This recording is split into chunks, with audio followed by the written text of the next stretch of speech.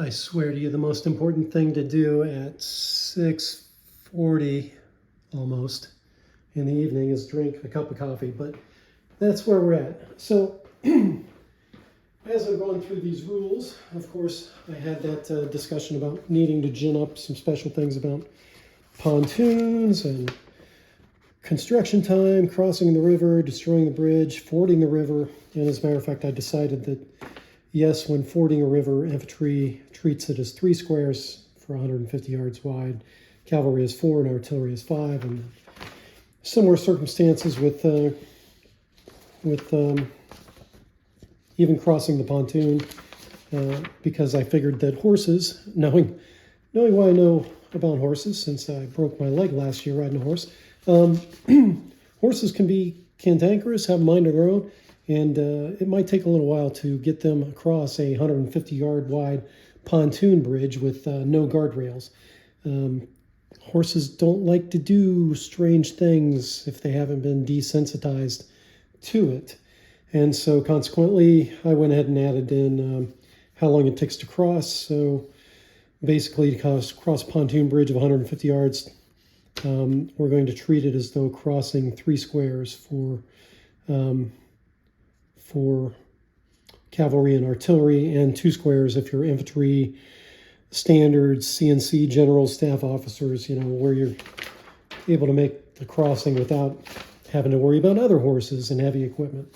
Okay, enough of that. I've prattled on for 1 minute and 43 seconds. It is now the Confederate turn. Knowing that I was going to have these crossing sites, oh yeah, I need some dice. I'll be right back. Since I don't live in the 1800s, I've actually got a proper D12 for us. But according to Totten's rules, I need 3 D6, and really we're just going to roll 2 of them when we get to one of these fort sites. Okay, enough of these preliminaries. Let's organize ourselves and move out smartly, or in my case, just move out. Right, I'm just going to go into this cold. We'll do it live. Who are we doing? We're Confederates now. Got to put on my Robert E. Lee thinking hat here. All right, Confederate side, defenders over there. Cavalry unit, forming oblique. Traveling up here to check out this fort site. Moving by maneuver move. Cavalry. 5, 5, 5, 5.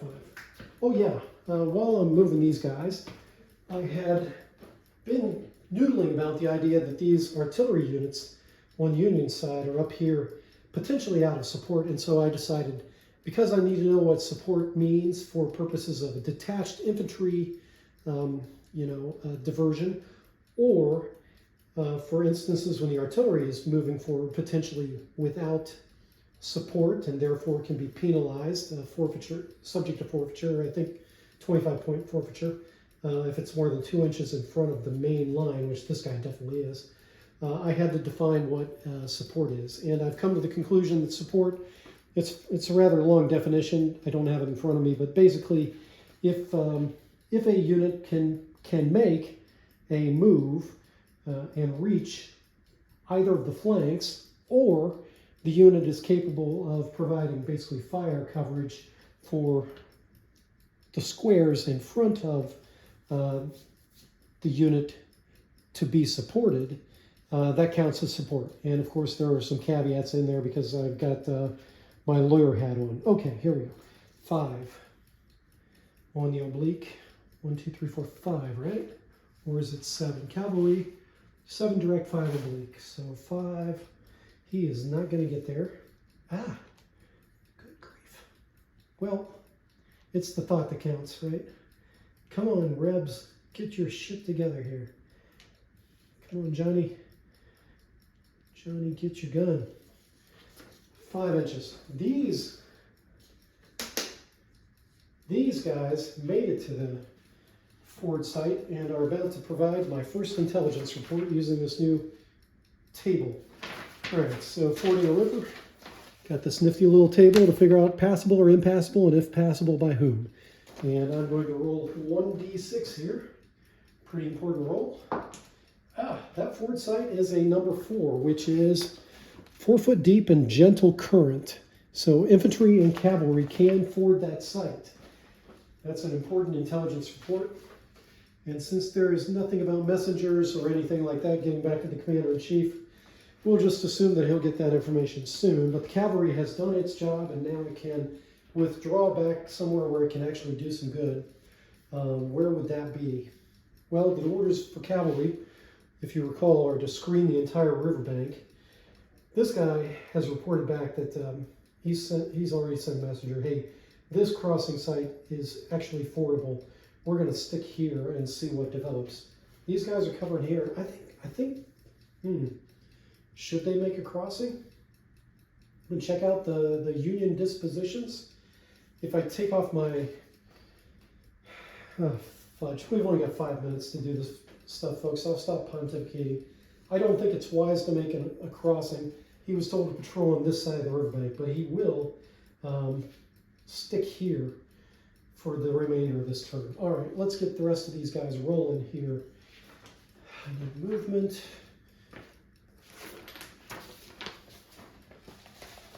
Oh yeah, we had our original counter for the Rebs. Comes in at 50, and we have just spent 5 of it. I gotta get some infantry over here. 4 direct. We're just gonna move these guys up 4. We're gonna put them on top of the mountain here. And we'll just assume that gets evened out. Same thing, we gotta move some people. We gotta move these dismounted cavalry up.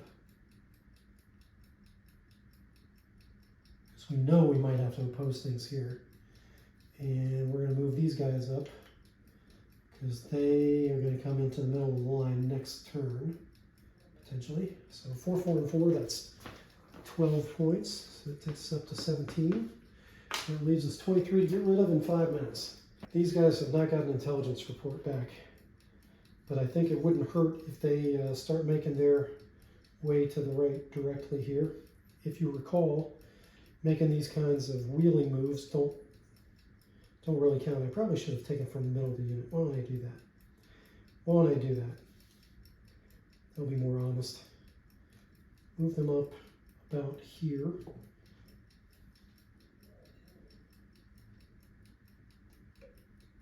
Okay. Look at that clock, just keeps it ticking here. So that takes me up to 21. That leaves me with enough, more than enough. All right, artillery. Artillery can move 6 direct and 4 on the oblique. Position him up here. We're gonna move these guys to the back. So that's 6 points I burned through. 6 takes us to 27. I want these guys to go oblique, and they can go 4 on the oblique. And again, if we have the map with grid squares, which is on its way, it's past customs from Hong Kong, where it was apparently printed. So we'll see in just a moment about that. So that's 4 more. 627 plus 4 is 31.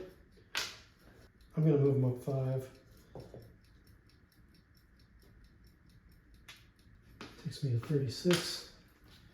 We have 14 more points to get rid of. This guy moves his cavalry. I can move him up as fast as I want. 7 if I move him direct. Let's move him direct and burn those points. 736 is 42. That leaves me 8 points and just a few minutes to go. So move, move, move, move. Didn't move. Nothing in reserve. Don't want to sacrifice those points. Engineers. Engineers. Can I burn 8 points as infantry? I think they move as infantry. Let's double check. Standards. Engineers. Infantry regular move. Regular move is 3 points per square, and I can burn up to 4 squares. I need to burn 8, so I can burn 3 points. I can burn 6 points. I can burn 6 points by moving them up 2. So that's what we're going to do. We're going to move these engineers up 2.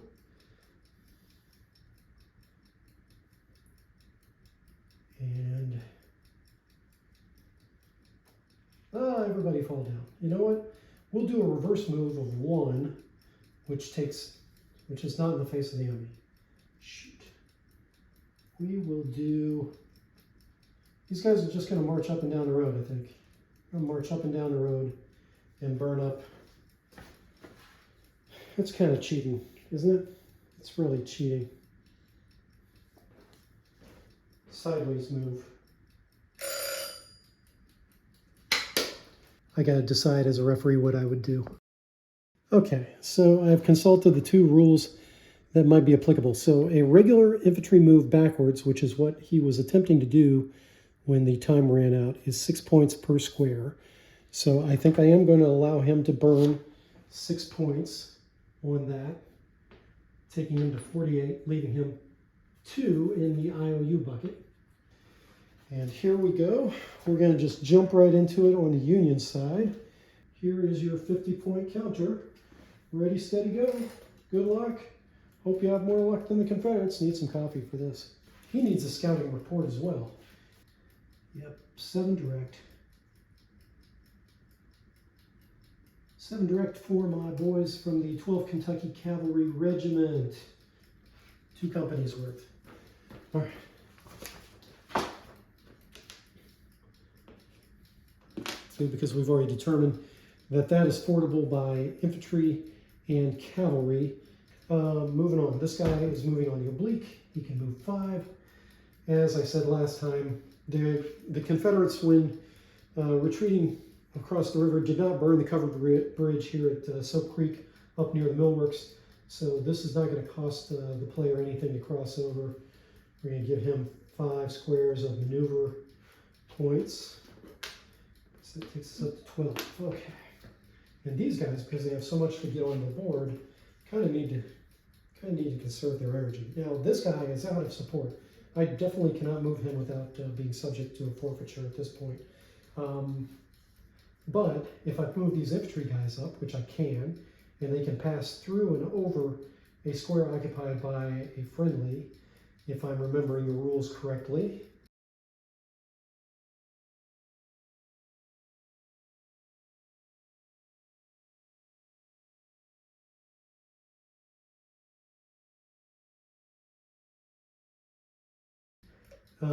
Infantry moves up 4 direct, right?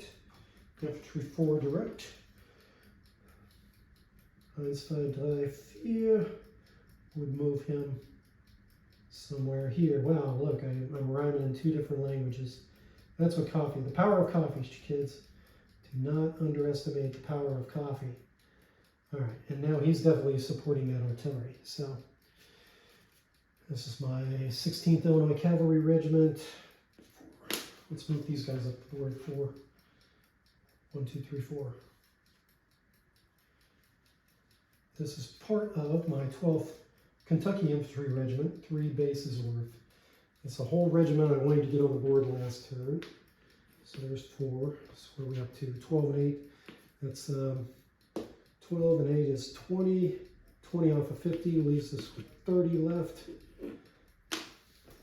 Let's go ahead and get the 4 and 4 for the remainder of that regiment, so I can keep them kind of together. Actually, this guy's on oblique, so it's going to be 3 and 3 unless I make infantry moves. Moved, moved, didn't move, couldn't move, can move. Artillery, move up the artillery.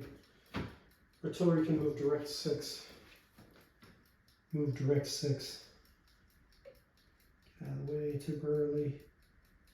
Measuring from there puts them up about there. About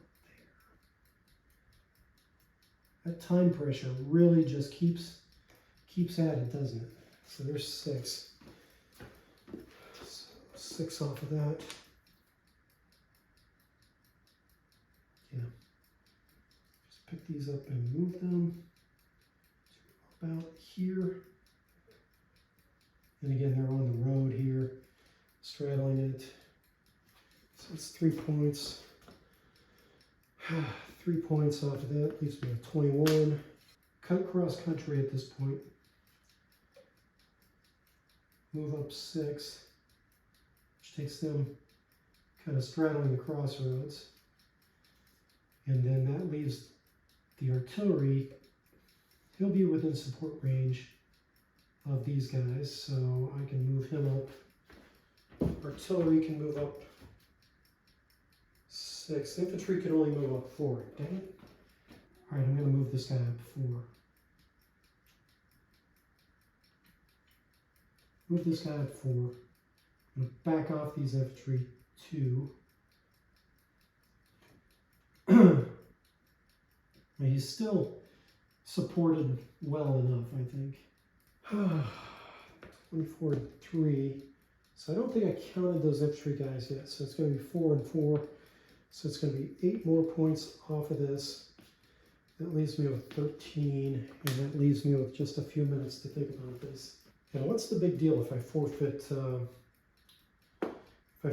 13 points here? It's not insurmountable. They don't have any forfeitures yet. Yeah, I think I'm just going to call that the end of the turn. They're going to forfeit these 13 points.